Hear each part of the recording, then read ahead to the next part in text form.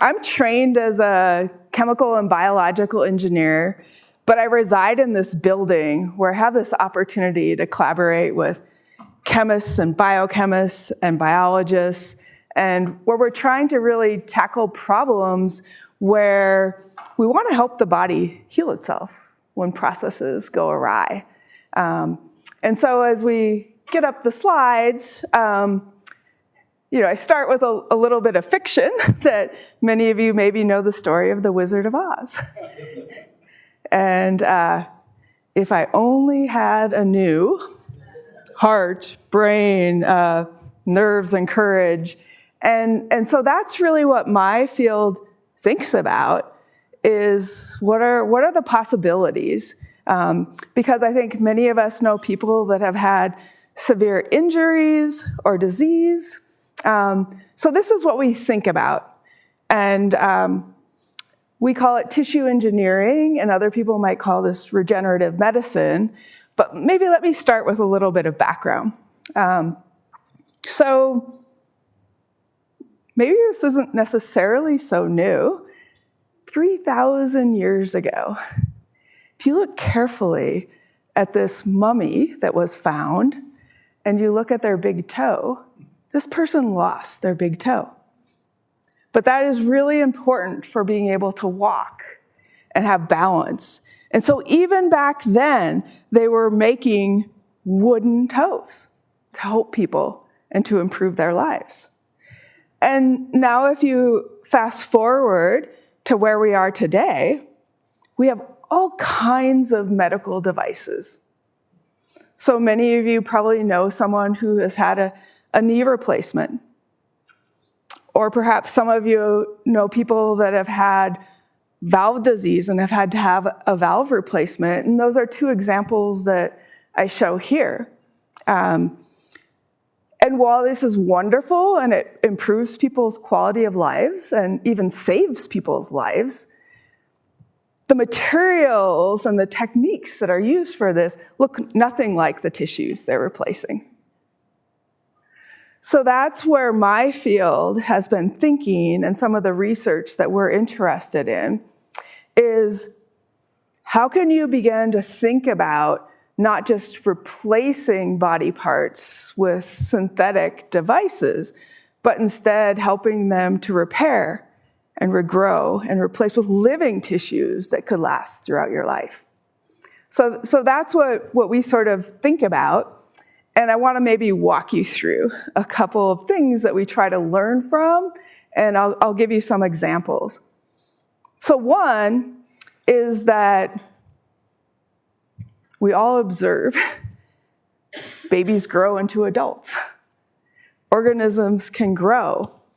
And how does that happen? It's this constant process. The body knows how to create and grow and evolve. And maybe I'll show you one example from a very remarkable organism.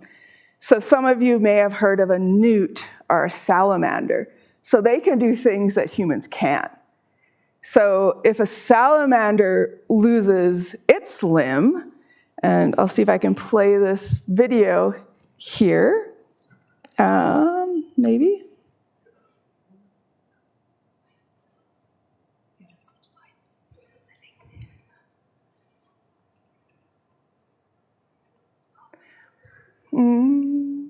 Sorry about the tiny technical glitch. Okay. First, wound healing. Did you see that wound heal? Now we're watching what the newt can do that we cannot do. Cells are streaming out of the surrounding tissues into the area of the wound and forming what we call a blastema, which is a group of undifferentiated cells that are in fact really just like stem cells. And they're multicolored because they come from skin, from muscle, and even from cartilage. And these have a miraculous memory of what they used to be and are able to form a perfectly functional limb. And that happens all within. So that's really complex, right? So we can't, our bodies are unable to repair itself when you have a really large injury. But there are some quite remarkable things. So we collaborate with biologists, And so when we try to understand what those cells are that could regrow a limb, and we work with different cells in the body, so here's another example of cells in the heart. And when we look at cells in the heart, and unfortunately, I think I'm in a mode where it's hard to play these videos. But these are cells that are found in the heart.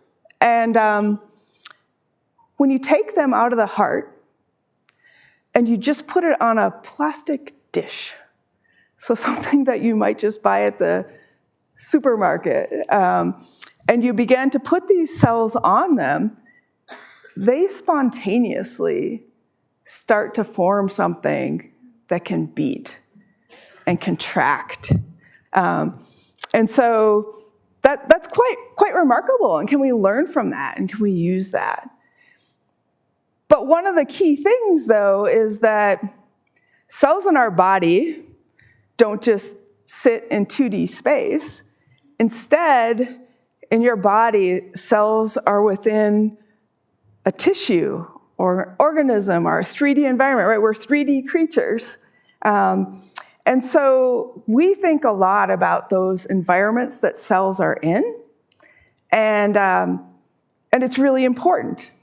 So for example, on the left here, when you bleed, when you cut yourself, the very first thing that happens is a blood clot forms, and cells stream to that. And that really helps with trying to heal that wound. When you break a bone, the very first thing that happens is it's called a bone callus, but it's a matrix, and the cells stream to that, and they can begin to try to heal that.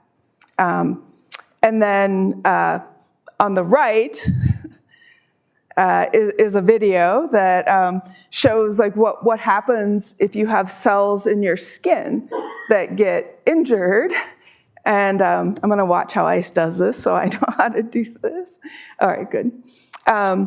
And when you cut yourself, those cells migrate into a matrix and can heal.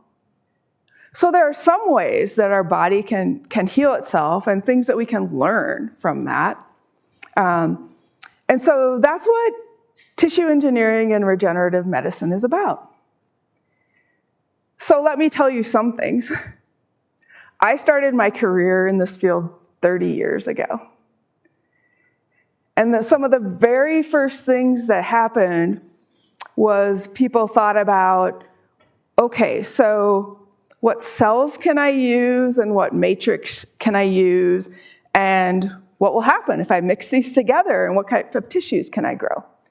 So the very first product that was developed was taking degradable sutures, weaving them together, much like your clothing that you have, and making a 3D matrix.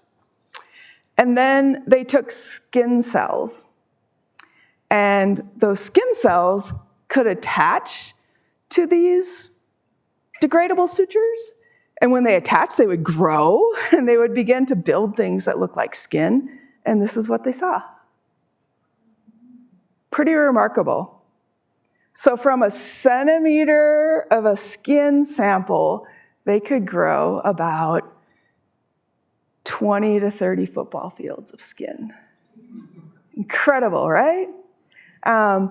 And that saves lives. People that have burns, and they need to have immediate transplants. But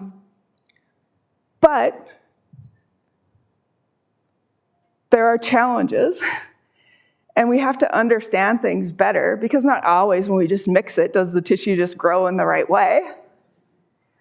So it makes us think about collaborating with cell and molecular biologists and learning some about those stem cells from those newts.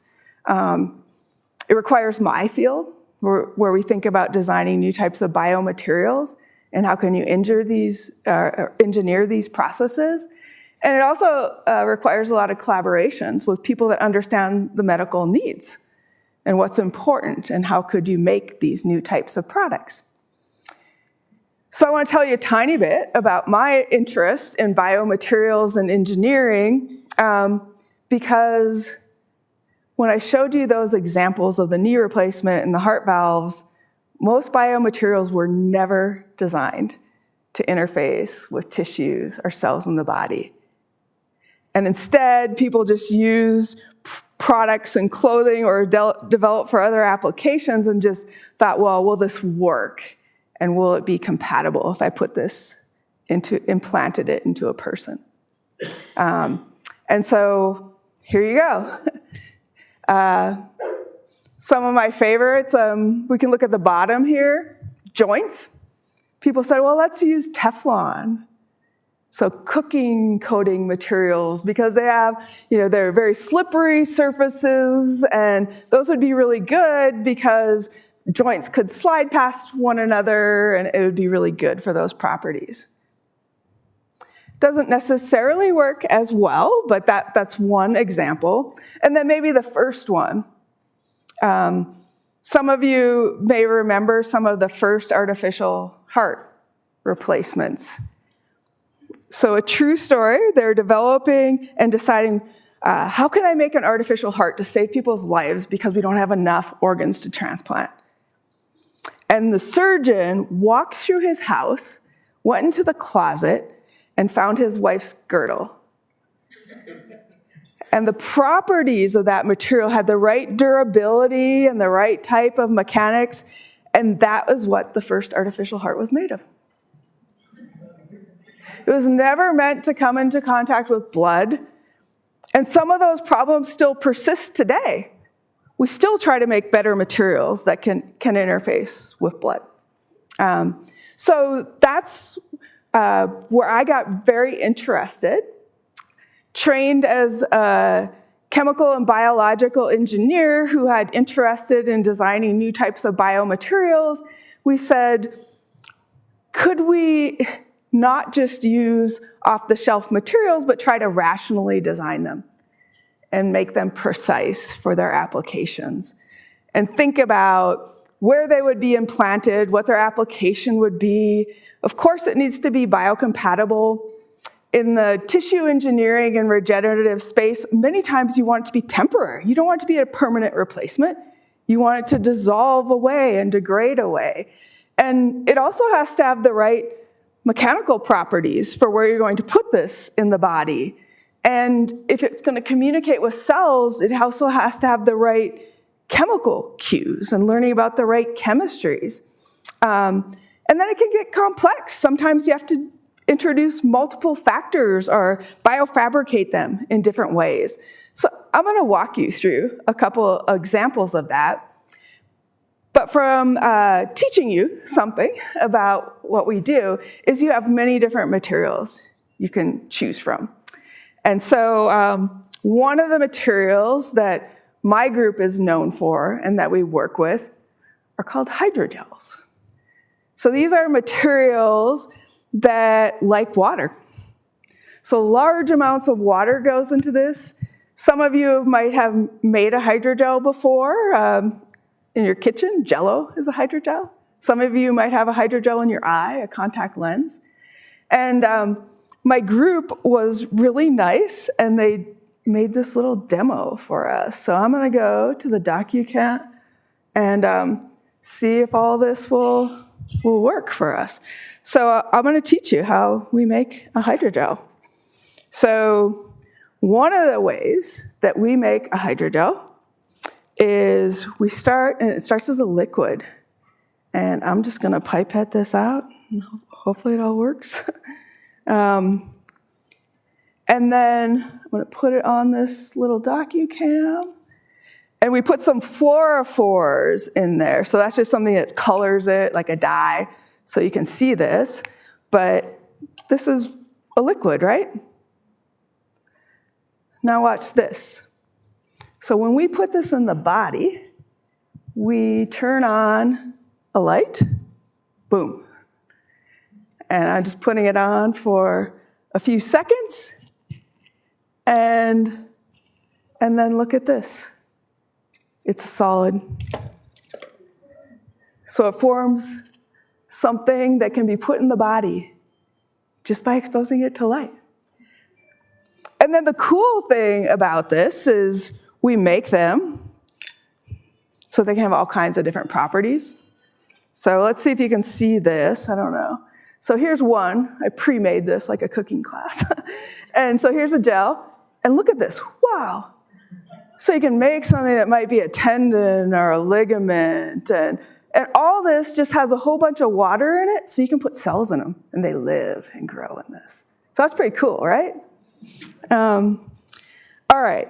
So now I'll go back, see if I can get this to work. USB-C, all right. ICE is my tech support here. So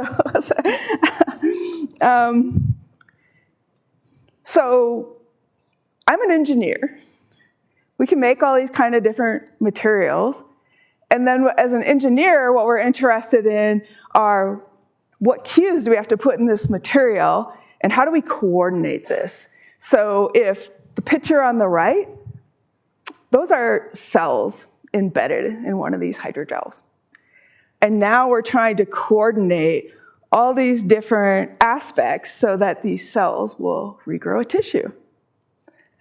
And so that's one of the things engineers are good at. We try to take a complex system and coordinate it from when you first assemble it to make something that will be practical. So we exploit and collaborate with the biologists and all their great fundamental understanding, and the chemists and all the new chemistries we can develop, and then we try to coordinate these series of events to regrow tissues. So I'm going to tell you 3 examples today. The first is where I started my faculty career, where we tried to regenerate cartilage. And I'll tell you a little bit about why we started there. But everybody has lots of extra cartilage in your body, and we wanted to design a scaffold or material that could help cartilage repair itself so you wouldn't have to have replacement parts, replacement joints. And from this perspective, in this question, if you think about this example, the cells have to kind of touch and feel the scaffold. And that's the information they need. And then we're going to get more complex. We're going to talk about how we grew and looked at other problems that were complicated. We're going to go to the heart, and we're going to talk a little bit about how can I make a living replacement for a heart valve. And that's harder, because those cells don't just need to see and feel the scaffold, but they have to get chemical information.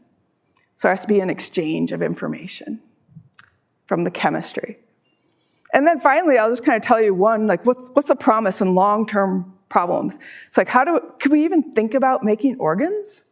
Or I'll tell you a little bit about something called an organoid, and that's complex. And so you can kind of think about it as going into something that's scaffolds that have multiple instructions, almost like a long conversation, feedback between the scaffold and the cells. All right, so let's start with cartilage. So this is where I began my career.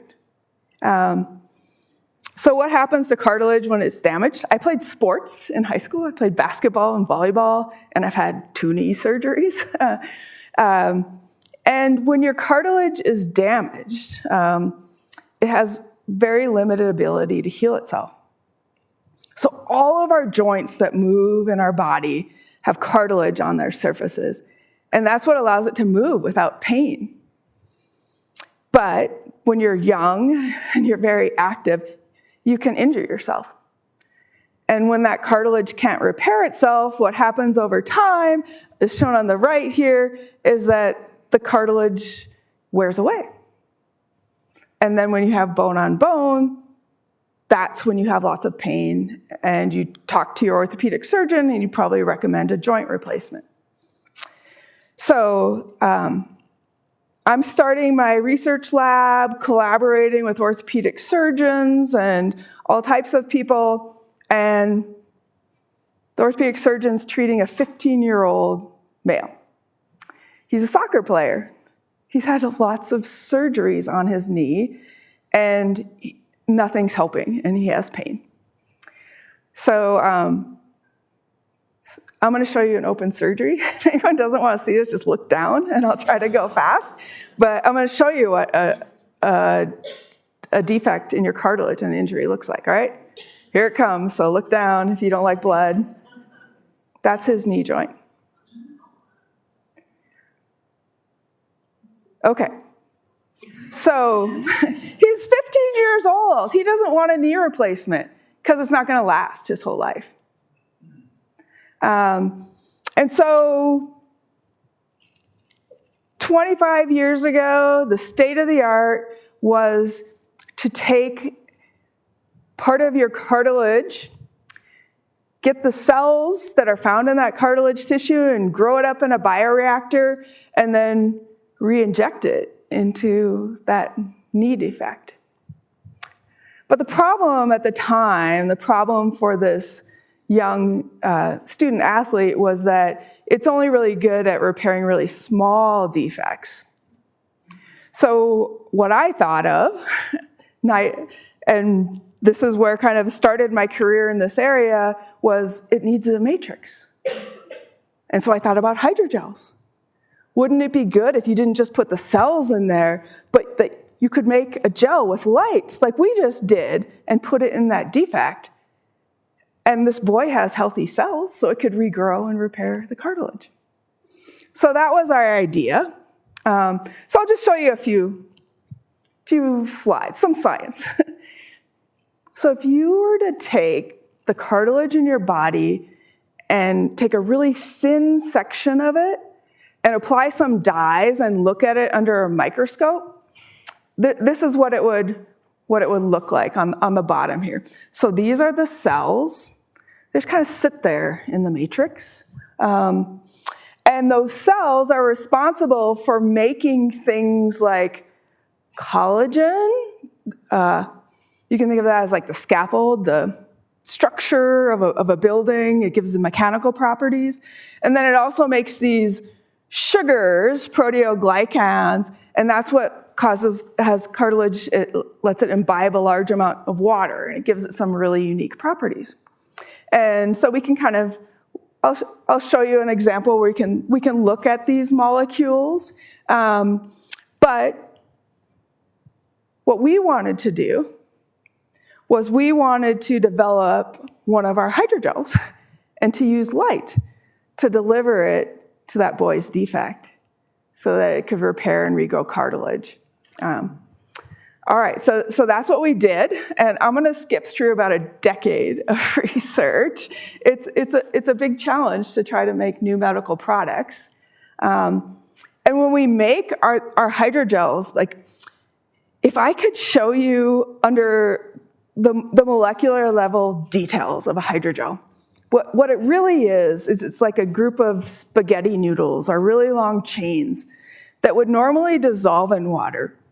But we make interactions between those chains so they can no longer just dissolve in water, but instead they imbibe large amounts of water. So maybe some of you have seen like super absorbents in diapers, if you've ever seen kids. That's kind of what some of these hydrogels are like. So you're always trying to trade off what these properties are because cells like lots of water, but I want to put this in someone's joint. So I need it to be strong and tough. And so things that make things with lots of water are usually when the interactions, we call it a mesh. So the mesh is very big. So that's good for the cells. But if we want it strong, we want the mesh to be tight. So it has lots of strength to it. So if we trade off on this, we do a lot of optimization as engineers. And kind of the yellow is the sweet spot. So it's kind of like this Goldilocks syndrome, right? Too soft, too hard, just right. And so we did a lot of this optimization, and the blue here is the cells are making this collagen. And so on the left, the collagen is just stuck all around the cells. It was too hard, so the tissue couldn't make itself right. And then in the middle, the cells were degrading and creating too much space, and it was too fast, so we got lots of holes and defects. And so we spend lots of time modeling and doing this so we can get it just right. And so I'm skipping through many different equations and optimizations, but what I can tell you is this is what cartilage looks like in your body. So from the bottom where the bone is all the way up to the top of the joint. And on the right is what we regenerated. So that's pretty amazing, right? So we can repair and regrow cartilage. So I think there's lots of excitement for this. And then I'll tell you one of the stories of this is that, so this is where I began my career. It was like my very first startup. Thinking this is a problem we can solve. We can grow cartilage, it works. We founded a company, it went into humans and into clinical trials. And maybe the flip side of this was that we didn't know as much about medical reimbursements. How would this be used and compared to hip replacements? This was wonderful for young people. And then 2009 hit, and the stock market crashed, and so our company ended up being bought out by another company. And there are products that can do this. But it's not always about what you can do. It's also some about how can you make a product that can be scalable and be useful broadly. And so this was a really big learning experience for me. But it's really exciting because we have products. We can repair and regrow cartilage. So that's kind of where I started my career. And then let me tell you about kind of the middle. So we got really interested in trying to develop ways to treat heart disease and valve disease. And some of it was a part of being in this building and some of the collaborations we had. I didn't know anything about this space. And we just took a leap of faith and found really good collaborators like Leslie Lindwan and other people at the medical school.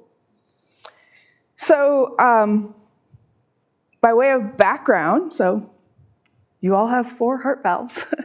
As an engineer, we kind of view them as perfect one-way valves that direct flow of blood in your heart.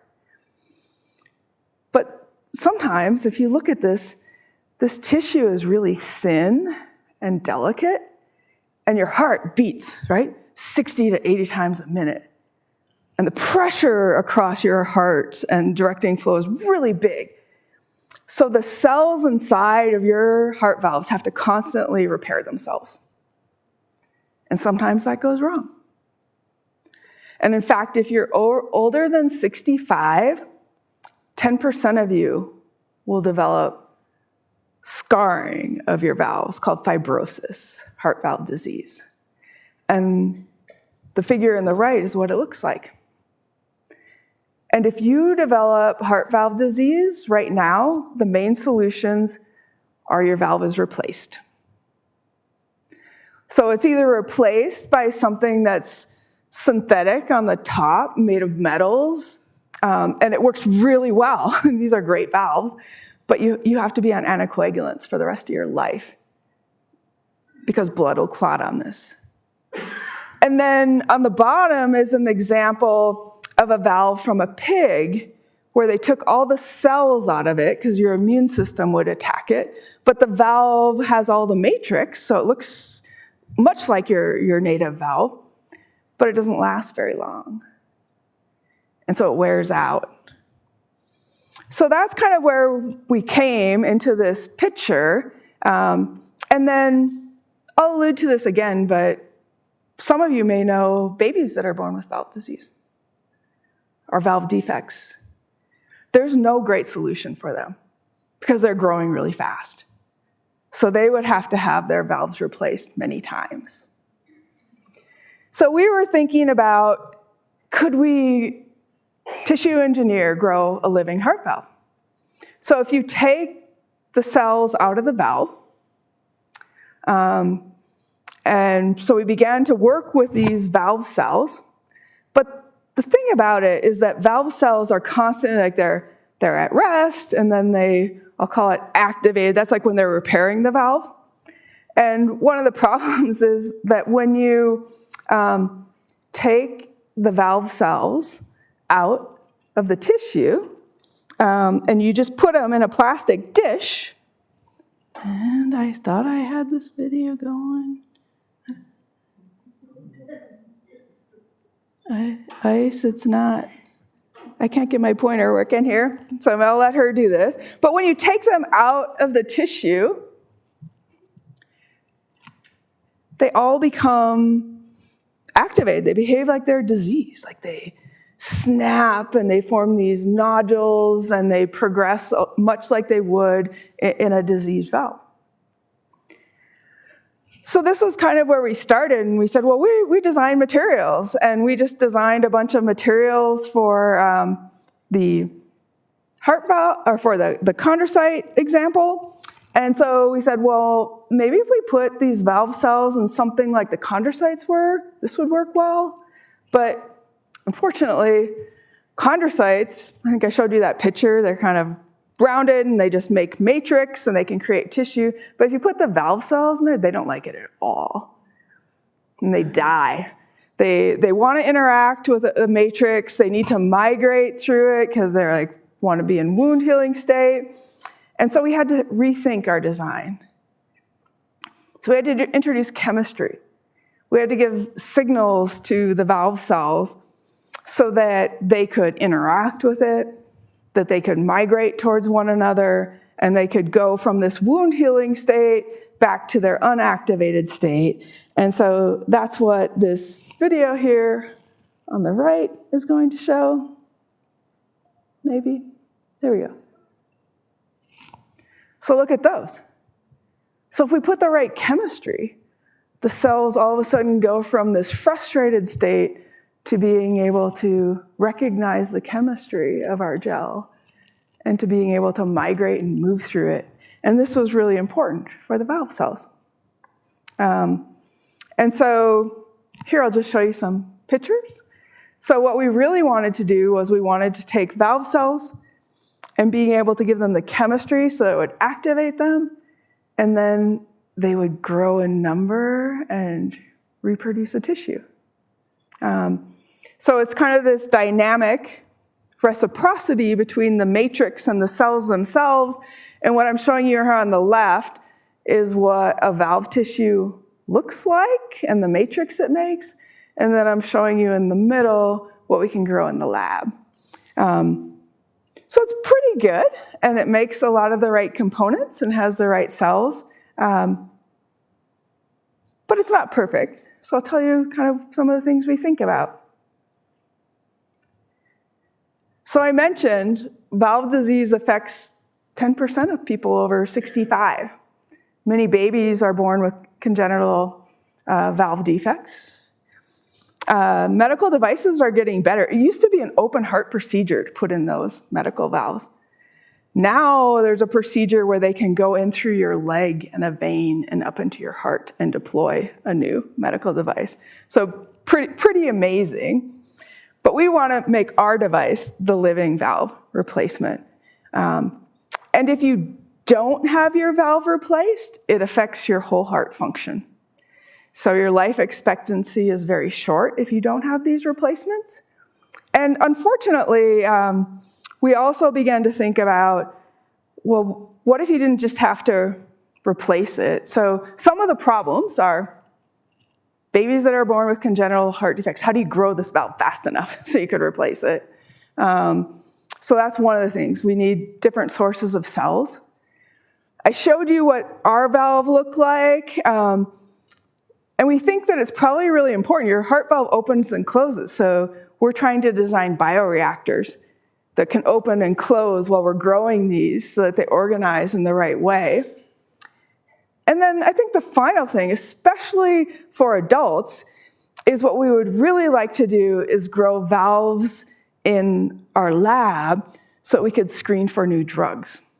Because right now, your cardiovascular doctor or surgeon knows you have valve disease progressing, and they're monitoring you and they're trying to decide when do we replace. But wouldn't it be great if we could develop models of valve disease in a dish and develop new drugs so you could stop the progression of this disease? So that's another important part of my field. Okay, so in the last few minutes, I'd maybe like to just tell you about where's the future? Where does this go? So I think we can all think, I wish I had a new and insert. And so things like, many of you may know people with diabetes. Wouldn't it be great if we could make a new type of pancreas so that those people didn't have to have insulin shots and monitor their glucose all the time? Some of you might know people that have Parkinson's or other neurological diseases. Wouldn't it be great if we could be able to intervene and have some type of brain organoid that could be implanted that could serve that function and eliminate some of the debilitating diseases? But these are hard problems. And so for any of you that are younger in the audience and interested in science, we need more people. Or if you have children or grandchildren, convince them to go into bioengineering. So this is kind of what the field thinks about. So for an organoid, if you remember that newt example, we think about trying to take a stem cell that's within your body. And can I coax that stem cell? Like stem cells, they can make almost all the tissues in our bodies, depending upon which types you work with. And so they have this really great capacity to almost self-assemble and make something from scratch that's really hard to do as an engineer top down. How would I mix everything together in the right way and grow it? Versus if I start with a stem cell, it might already know how to grow into something that's a miniature version of the organ. And there are all kinds of applications for stem cells. So you'll see many different areas where stem cells are used in new types of clinical trials. But I'm just going to talk about how we can use them to make miniature organs and tissues. So this is kind of what it looks like. I can take a stem cell. This one happens to be one that's in your intestine. And I can grow it. And it grows into something that's kind of called a colony. We can see as it goes through 1 through 7, it gets bigger.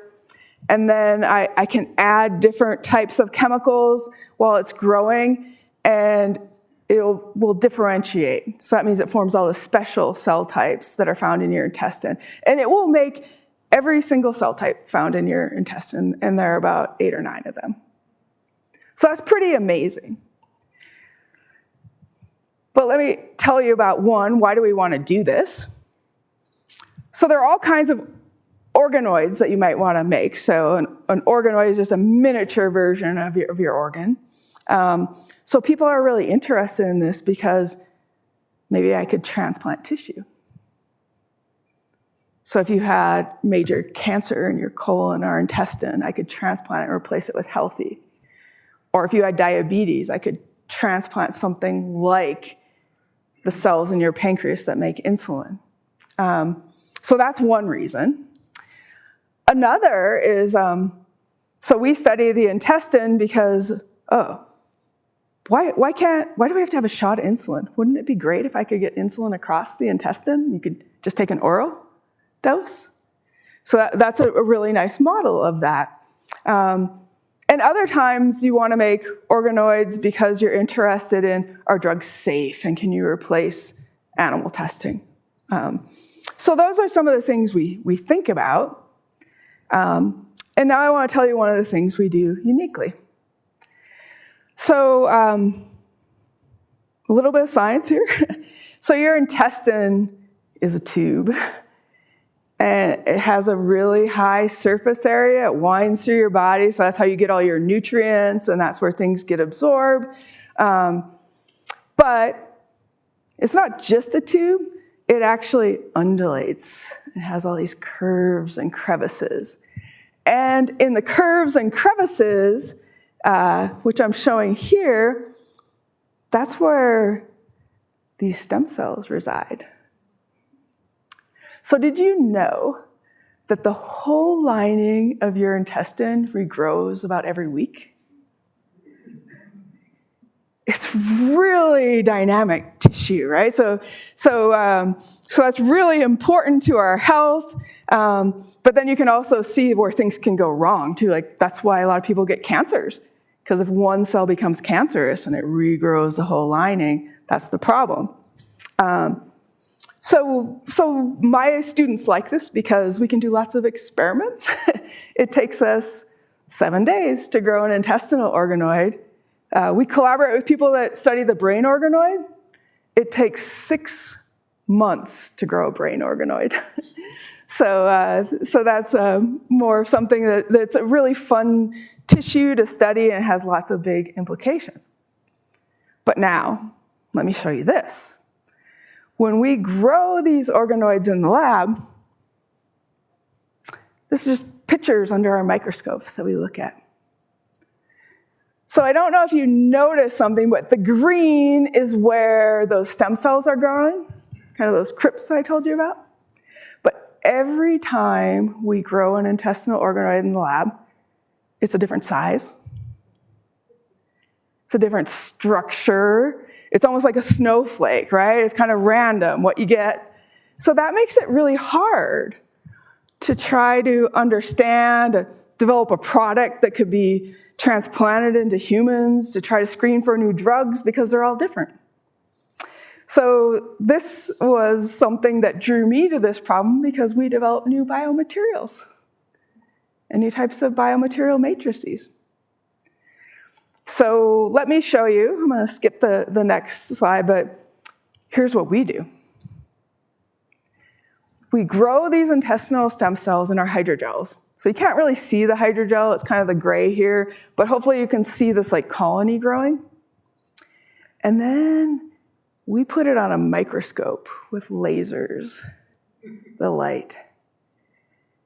And when we're trying to differentiate and grow the organoid, we use biofabrication, and we pattern the exact shape and size that we want of these organoids.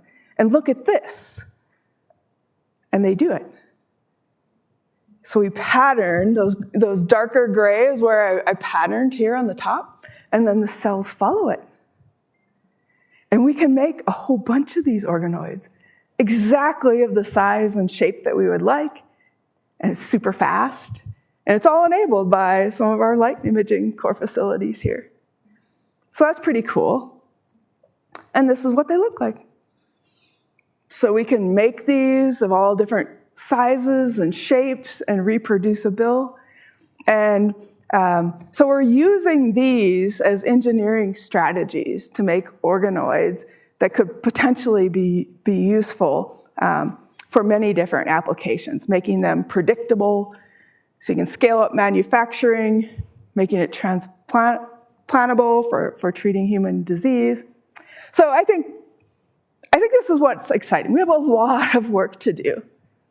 But can you imagine making organoids that mimicked what your pancreas does to replace deleterious effects of people with diabetes, or something in the brain that could eliminate some of the effects of Parkinson's disease and could be transplanted into that part of the brain, or address liver failure or heart failure?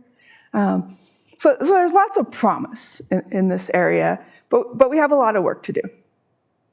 So these are my closing comments. So why is tissue engineering important? Our bodies have 100 trillion cells. And it's pretty amazing how well they function throughout our lives, right? Congratulations on your 100-year birthday.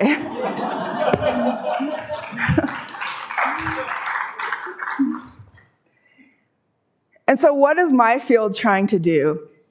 We're trying to develop new types of products that don't just replace body parts, but try to intervene when something's gone wrong and try to help healing and to have living tissue equivalents that can function and improve people's quality of life.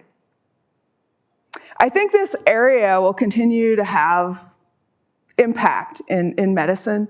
We all hear in the news about different stem cell therapies. From my community, we already have ways. We've already regenerated skin, saves lives, helps people that have diabetic ulcers. We can make bones heal faster. We can regenerate cartilage. There are also ways to tissue engineer and make blood vessels so that you don't just have to have grafts if you have blocked vessels in your heart, and ways to make heart valves. But engineering more complex things, it's an ambitious goal. And so we have a lot of work to do. And from my perspective, we need more people in the field. And so I hope that's a motivation to some in the audience. And so, I mean, they're just challenges. I think we need to think about, do we have the right cells to grow tissues? Sometimes we do. Everyone has lots of extra chondrocytes and cartilage. But if you have diabetes, you've probably lost a lot of your cells that can make insulin. Or if you have Parkinson's, you've lost all the nerve cells that make dopamine. Organs are tough. But I think it's really important, and there's a lot of impact here. And then I think also just in the field, how can we personalize things? So this is one of the challenges, right? So are we going to have off-the-shelf products that could be useful for everyone? Probably not. We need to personalize it so that we can make products reliably for people that are based on their own cells and their own needs. And some of the efforts are huge and different.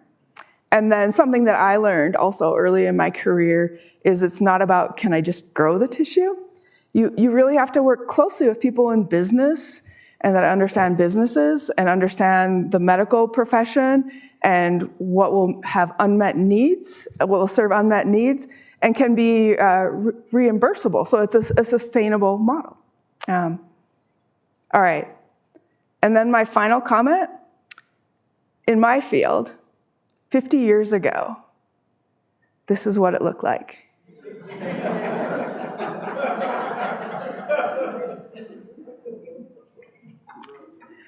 And what I will say is that there are some friends and mentors in this picture, and I'm very appreciative to them. But what I'm so thankful about is I don't have everybody in this picture, but this is what it looks like at CU, right? It's amazing. So I'm really fortunate.